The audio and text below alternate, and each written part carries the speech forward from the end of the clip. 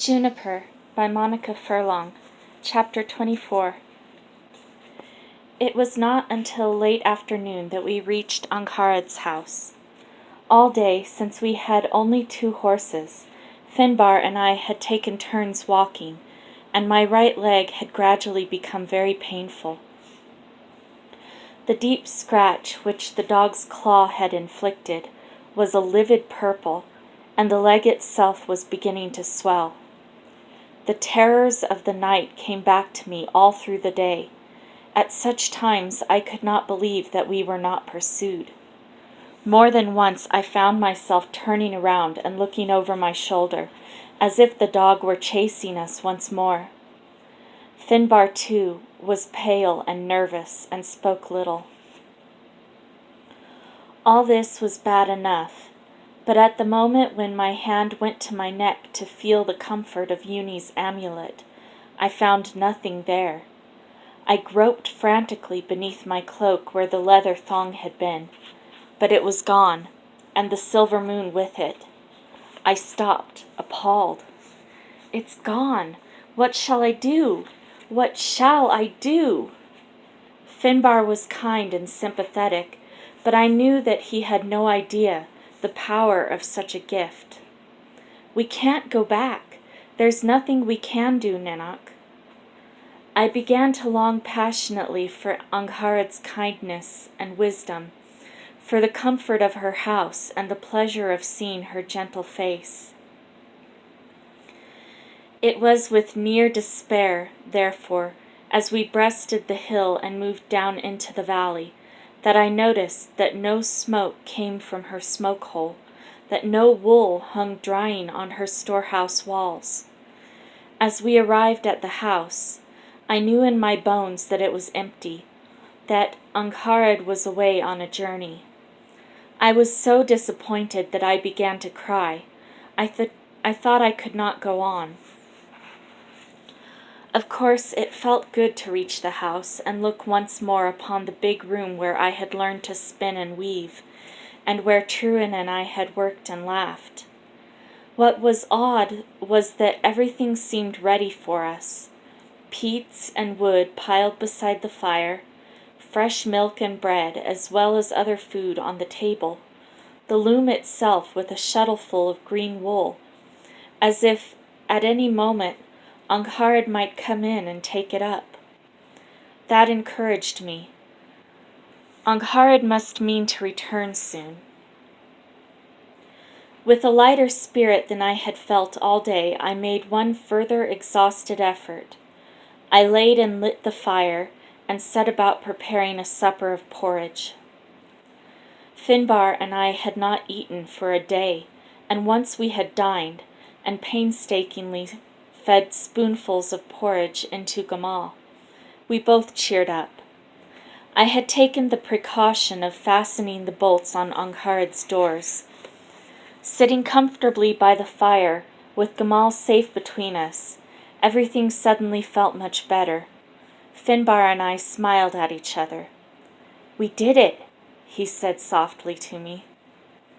I climbed into my old bed and spread my Doran's cloak on top of me. Fingering the long tear the dog had made in it, I noticed something odd. The place in the front of the cloak where the tear began was the place where all those months ago I could not be bothered to go back to correct the mistake in the weaving. No one will notice, I had thought, and no one had noticed. Yet it had given the dog his chance to wound me. My throbbing leg made me regret my carelessness bitterly. I slept late the next morning. Gamal, Finbar said, never slept at all, but sat staring unseeing in front of him. My leg had swollen further in the night, so that I could barely walk, and Finbar waited upon me and Gamal. Seeing my desire to keep the door bolted all the time, Finbar was reassuring. "Marut could not possibly know we are here, you know, nor the Grey Knight, if he survived, which seems unlikely." I wished I believed him. I had been trying to remember conversations between Uni and Angharad about the ability of Dorans and sorcerers to smell out their enemies. My own heightened sense of smell since the Doran ceremony made it seem only too likely that a person more experienced with magic than I might possess advanced skills of this kind. I could not recall exactly what my teachers had said, but my fear was that, although it might take time, a quarry was always found in the end. My fervent hope was that Angharad would return before Marut found us. In the meantime, we had to care for Gamal.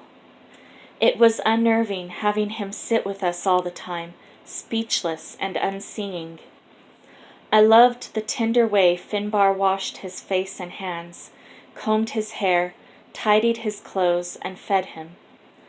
Lying weakly beside the hearth, bothered by the increasing pain in my leg, and full of fears and dark thoughts, I decided to distract myself by thinking about Gamal's problem and how he might be healed. I traced my way back through the long lessons in healing that Uni had led me through during our last weeks together. What we have to do, I told Finbar, is find a path to his heart. That's what the Dorans say.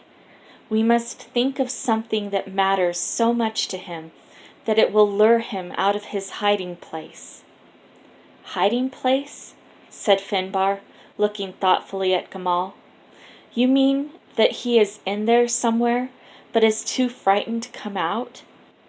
I had thought that somehow he might just be gone. Certainly, looking at Gamal, he did seem to be gone. Even physically, he seemed to bear less resemblance to the boy we had known. He looked wizened and faintly yellow, and when he was not completely still, he had a nervous mannerism of twitching his fingers. Occasionally a tear rolled down his cheek, which was all the more disturbing since he showed no other sign of feeling. We sat in silence for a while, racking our brains for ideas to tempt Gamal. I think I know what to do, said Finbar quietly. Music. That's what Gamal likes, better than anything. I remembered then that Truin had owned a rough flute, and with a bit of a search we found it. For the rest of the afternoon, Finbar and I took turns picking out tunes on it. Did the music make any difference to Gamal? It was hard to be sure. His fingers moved more convulsively, and there were more tears than when we did not play, but there was no sign of the old Gamal returning. Late in the afternoon, when the pain in my leg was becoming so bad that I could no longer ignore it, I had a fleeting, shameful longing to shake Gamal, as if to force him to talk to us. Finbar, at my request, had started dipping rags in cold water and spreading them over my badly swollen leg, alternating them with others as hot as I could bear. I began to shiver, and he put a hand on my forehead. "You've got a fever," he said gravely. As he helped me up the ladder to my bedchamber, I suddenly looked around the big room. "Where's Moon?" I asked. The previous night, Moon had slept on his beam, but I suddenly realized that I had not seen him all day. He had never stayed away during the day before. I began to weep. "First the amulet, now Moon," I said. I could not bear it. Lying in bed, I could hear Finbar playing tunes to Gamal, and could picture the blank look on Gamal's face. As my pain grew worse and worse, I cried and shivered and sweated with fever. Although we had gotten Gamal away from Marut, I felt that I had failed in my Doran's power. I had let the dog tear me, and the poison of the wound might easily kill me. tossing and moaning, I knew that I had not wanted power with the purity of spirit of which Uni had spoken, but in order to be superior to others. This reminded me of how hard it had been to relinquish the idea of inheriting my father's throne, of how jealous I had been of the unborn child who would supplant me. I had wanted the throne as much as I had wanted to be a famous and successful Doran. Now it was too late to be anything at all. As the pain grew worse, at times I seemed to be no longer in the white room, but back in the dreadful tunnel with the sound of snuffling and baying pursuing me. I would be conscious for a while of the bed and my pain, and then would be off once again down the dark, fearful corridors of my own mind. This torment went on, I believe, for hours. The house was quiet now. Finbar must have been asleep. Suddenly I heard a baby cry. It was the cry of a very tiny child, a babe newborn, and it was as close as if it were in the room with me. I was so surprised that I sat up. The room shone with a blue-white light, and within it I saw the great throne in the council chamber, and my father in his kingly robes sitting upon it. What I saw was power, a certain sort of power, and it was attractive to me. It could be used well, I knew, not to gratify one's own vanity or to make oneself rich, but to make a country safe and prosperous, and to dispense justice. I had seen my father exercise his power in just this way. I knew I wanted it. I wanted the dignity, the respect, the sense of being the one to whom attention was paid and to whom others had to listen. I wanted my father's throne. Just then I heard the baby's cry again, weak but piercing. Its pathos moved me deeply. As I thought of it, I could see the baby, a naked little boy child wrinkling his face as he cried, feebly moving his tiny hands. I felt an unbearable longing to comfort and protect him, to use my grown-up strength and knowledge as a safeguard until he grew big and strong. This was my rival? This frail, innocent thing? My mind moved unexpectedly away from the baby to Marut. Marut had wanted kingly power, had let her whole life be shaped into corruption by jealousy of her younger brother. She had not seen that her brother loved her, only that he had what she had not.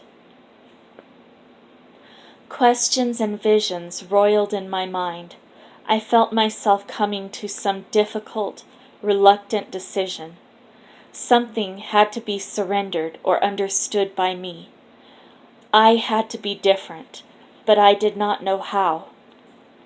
Pain, like an unwelcome visitor, lingered in my room. Sometimes I was wholly caught up in it, so that I could think of nothing else.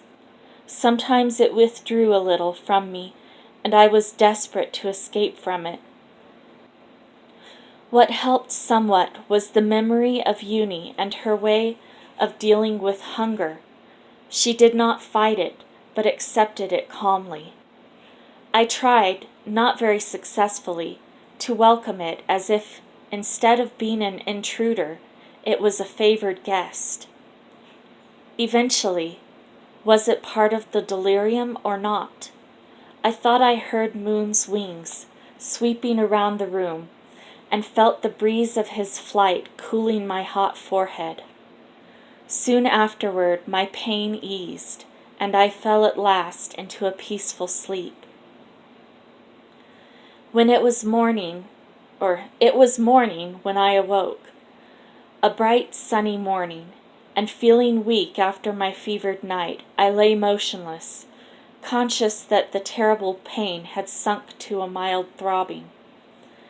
The sun winked winked on something on the floor beside the bed, and I blinked, then put out my hand, disbelieving.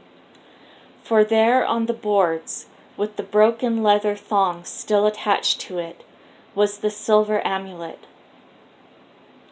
Had it been caught in my clothing and fallen out when I undressed? No, I would have found it the night before. Then the memory of the sound of wings in the night, came back to me, and I looked around the room. Moon sat comfortably on a beam, sound asleep. Only one explanation seemed possible. He had gone back for the amulet and brought it to me. "I think you may have saved my life, Moon," I remarked shakily. Moon, who usually ignored my attempts to talk to him, opened his huge amber eyes, regarded me sternly for a moment, shuffled his feet, and went back to sleep.